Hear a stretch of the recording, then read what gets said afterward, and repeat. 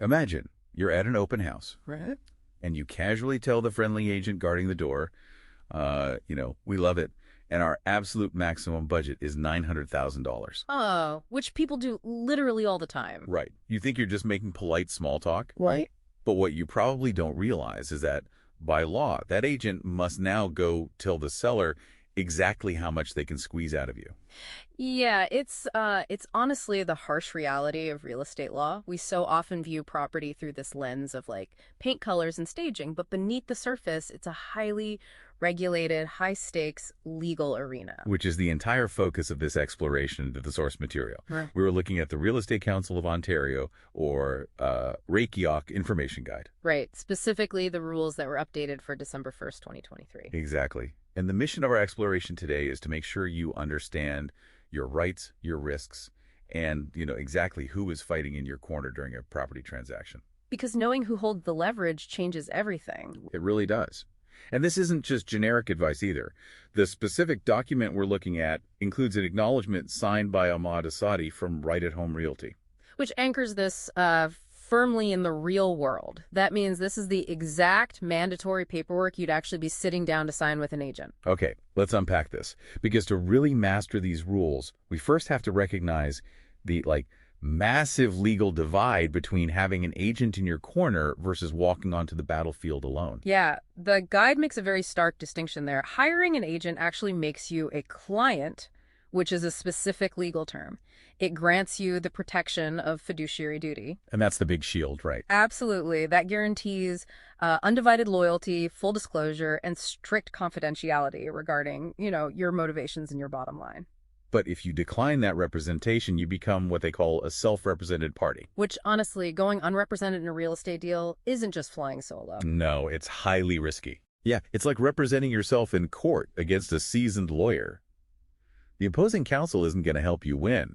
They might, hand you a pen to sign a form, but they are legally obligated to use everything you say against you. Exactly. But surely an agent has to be a little bit helpful to the unrepresented buyer just to get the deal done right? I mean, they want the sale to close. Well, what's fascinating here is the absolute unyielding nature of fiduciary duty. The guide explicitly prohibits an agent from providing any actual services, opinions, or advice to a self-represented party. Wait. No advice at all. None. Any administrative assistance they provide, like showing you where to sign a standard form, is legally defined strictly as a service to help their own client close the sale. Not a favor to you.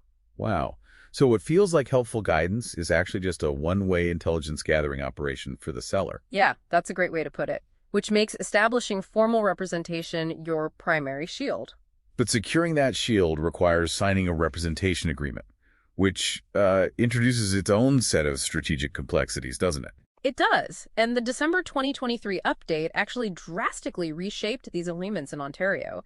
They introduced this concept of designated representation alongside the traditional brokerage representation. Okay, break that down for me. What's the difference? So historically, if you sign with an agent, you'd technically hire their entire brokerage. Everyone in that office represented you. Right. But now, designated representation means your specific agent is your sole advocate, while the rest of their brokerage remains strictly impartial. Oh, I see. Which cleans up potential conflicts immensely, especially at those really massive firms. Exactly. It clarifies exactly who is in your corner. Now, looking at the compensation rules in these agreements, I noticed they completely outlawed tying an agent's commission to how much they negotiate the price down. Yeah, that's a really important change. It forces compensation to be a flat fee, a standard percentage, or a combination of both. But it stops an agent from, say, pocketing the difference if they talk the seller down 50 grand. Right, because that restriction ensures the agent's financial incentive doesn't override their fiduciary duty. They have to secure the best overall terms for you, not just the best spread for themselves. That makes sense. But buyers also need to watch out. If the seller doesn't cover your brokerage fees, you might have to pay your agent out of pocket. Which obviously directly impacts your bidding power. You have to factor that into your budget. Speaking of financial obligations, looking at the section on expiry dates, the holdover clause really stands out to me as potential trap. Oh, the holdover clause. Yeah, that trips a lot of people up. Wait a minute. So even if the contract is completely expired, I could still owe the money if I buy a house a week later. That feels like a trap. Well, if we connect this to the bigger picture, the holdover clause exists to prevent bad faith dealings. How do you mean? Imagine an agent spends 6 months negotiating and showing you properties. You find the perfect house, but you intentionally wait for your representation agreement to expire on Tuesday just so you can buy it unrepresented on Wednesday. Ah, just to cut the agent out of the deal. Exactly. It protects them from losing their livelihood after doing all the legwork for that specific property. Okay, when you frame it around preventing deliberate circumvention, the logic definitely tracks. Precisely. But, and this is the crucial detail for you to remember, the length of this holdover period is entirely negotiable. Wait, really? It's not a set standard. Nope. The guide doesn't mandate a time frame at all. It could be 30 days, it could be 90. It requires you to critically evaluate and negotiate terms you're actually comfortable with before you sign page 1. Here's where it gets really interesting, though. We've established that designated representation limits conflicts, and holdover clauses protect the agent's leverage. But what happens when your shield directly overlaps with someone else's? Yeah. That plunges us into multiple representation. Which sounds incredibly messy. It can be. This happens when a brokerage or a designated representative has 2 or more clients with directly competing interests in the exact same transaction. Like 2 buyers bidding on the exact same house through the same agent. Exactly. So, what does this all mean? If I'm one of those buyers, my agent can no longer give me undivided loyalty, right? Because they're actively trying to secure the same house for someone else. It's like a referee suddenly trying to act as the head coach for both teams in the Super Bowl. That is a perfect analogy. Yes, they are legally neutralized. In fact, multiple representation is illegal without written consent from every single client involved. And if you do agree to it, If you agree, your agent transforms into an objective facilitator. They can no longer advise you on what price to offer or what conditions to include. They just process the paperwork. that completely neutralizes your strategic advantage. It does. However, you maintain the ultimate leverage here. Yeah, You have the absolute right to refuse this arrangement entirely. You don't have to agree to it. right. And if multiple representation neutralizes your agent's advice, the new open offer rules seem to completely neutralize your privacy. Yeah, the open offer rules are probably the most talked about update. Under these recent updates, sellers now have the authority to share the content of competing bids with other buyers, right? Essentially turning a blind auction into a public bidding war. They do. The power dynamic in an open bidding scenario shifts aggressively to the seller. I can imagine. Buyers are legally entitled to know the number of competing offers, but the seller alone decides whether they want to broadcast the actual prices and conditions of those offers to everyone else. Except for personal info, right? Right. Personal information is kept confidential, but the offer amounts are fair game if the seller chooses. Which means the seller could just use my carefully calculated bid as a public stepping stone for someone else to outbid me by, like, $1,000. Yeah. How does a buyer even protect themselves against that? Well, you can't control the seller, obviously. But the guide emphasizes that buyers aren't entirely helpless. You can proactively instruct your own agent to safeguard your offer. How so? You can make your bid conditional on the seller agreeing not to share its contents. Or you can establish really firm, tight expiry times on your offer.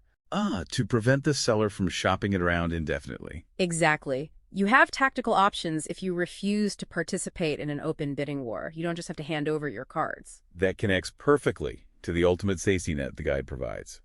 Because if those tactical options fail, or if an agent just violates these rules like, say they share your offer content against the agreed terms, there is a formal complaint process. There is, and it's a 2-step process. The first step is taking your grievance to the brokerage's broker of record. Basically the boss of the office to attempt mediation. Right.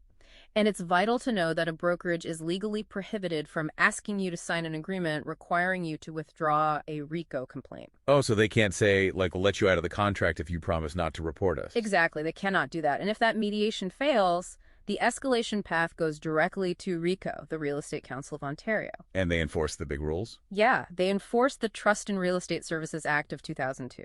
Taking all this in, I mean, the sheer amount of leverage you possess heading into a real estate transaction is actually staggering, provided you actually read the rule book. Right. Knowledge is leverage here. Exactly.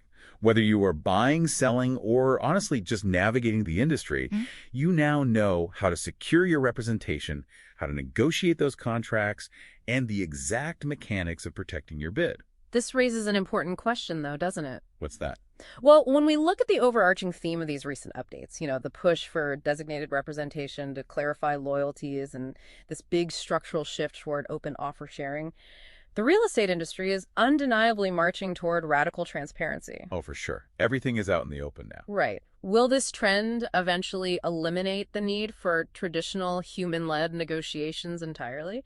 I mean, could we see a future where real estate agents are just replaced by open source, algorithm-driven digital clearinghouses? Wow, where every single bid, condition, and holdover clause is just public by default. Exactly. A totally public marketplace. That is certainly something for you to mull over the next time you see a for sale sign pop up in your neighborhood. The rules of engagement are shifting fast, and the best way to protect your interests is to know exactly how the game is played.